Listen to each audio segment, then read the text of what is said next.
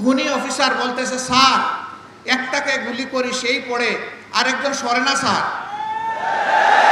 আমরা ওই সমাজ চাই। আল্লাহর ফয়সালার ব্যাপার, কে ক্ষমতায় যাবে না যাবে, অন্যের দায়িত্ব নিয়ে আমরা কথা বলতে পারি না, এ অধিকার আমাদের নেই। আমরা আমাদের দায়িত্ব নিয়ে কথা বলবো। এ কাজের জন্য যদি রাব্বুল আলামিন আমাদেরকে কবুল করেন, জনগণের হাত যদি আমাদের দিকে সম্প্রসারিত হয়, আমরা আপনাদেরকে কথা দিচ্ছি, আমরা আপনাদেরকে আহ্বান জানাচ্ছি, সেই দিন আপনারা যা বুঝেন আপনারা স্পষ্ট কণ্ঠে বলবেন, মুক্ত হাতে লিখবেন, আমাদের তীর্যক সমালোচনা করবেন এবং দেশাত্মবোধ নিয়ে আপনারা সেই সমালোচনা করবেন। আমরা সেই সমালোচনাকে আমরা আহ্বান জানাই, আমরা ওয়েলকাম করি। আমরা চাই না একটা বোবা জাতি তৈরি হোক, আমরা চাই না একচুকা একটা জাতি তৈরি হোক, আমরা চাই একটা চক্ষুষ্মান জাতি যেন আমরা আগামী দিনে দেখতে পাই। তরুণ ছাত্র বন্ধুদের প্রতি আমাদের অনুরোধ, তোমাদের বিশাল একটা কাজ তোমরা আমাদেরকে করে দিয়েছো, আমরা এই জাতি চিরদিন তোমাদের কাছে ঋণী থাকবো ইনশাআল্লাহ। বিশেষ করে যারা জুলুমের শিকার হয়ে, বুলেট বিদ্ধ হয়ে, হায়নার হাতে নিহত হয়েছে, তাদের সকলের জন্য আল্লাহর দরবারে দোয়া করি, আল্লাহ তাদেরকে ক্ষমা করুন, আল্লাহ তাদের শাহাদাত কবুল করুন। যারা বেঁচে আছে আল্লাহ তাআলা তাদেরকে সুস্থতার নিয়ামত দান করুন।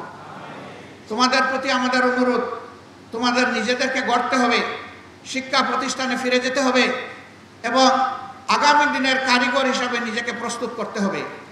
এবার তোমরা জাতির জন্য যে ত্যাগ স্বীকার করেছো, এইটাই যেন জীবনের শেষ ত্যাগ স্বীকার না হয়, বরঞ্চ এইটা যেন শুরু হয় এবং জীবনের শেষ মুহূর্ত পর্যন্ত তোমরা যেন জাতিকে কিছু দিয়ে যেতে পারো।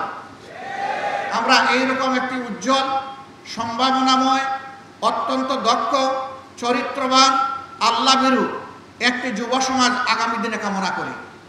তোমরা যেন নিজেই একটা ইতিহাস হোক, পরবর্তী প্রজন্ম এসে তোমাদের থেকে উৎসাহ নেই যে আমাদের পূর্ববর্তী যুব সমাজ তাই করেছিল, অন্যায়ের সামনে বুক পেতে দিয়েছিল। সেখানে একজন খুনি অফিসার বলতেছে স্যার একটাকে গুলি করি সেই পড়ে আরেকজন সরে না স্যার। আমরা ওই সমাজ চাই। এই দেশে যারাই হিন্দু, মুসলমান, বৌদ্ধ, খ্রিস্টান যারাই বসবাস করে সবাই বাংলাদেশি, সবাই এদেশের সুনাগরিক, এদেশের গর্বিত নাগরিক। তাদের সকলের প্রতি আমাদেরকে শ্রদ্ধা প্রদর্শন করতে হবে, তাদের হকের প্রতি আমাদেরকে সজাগ থাকতে হবে।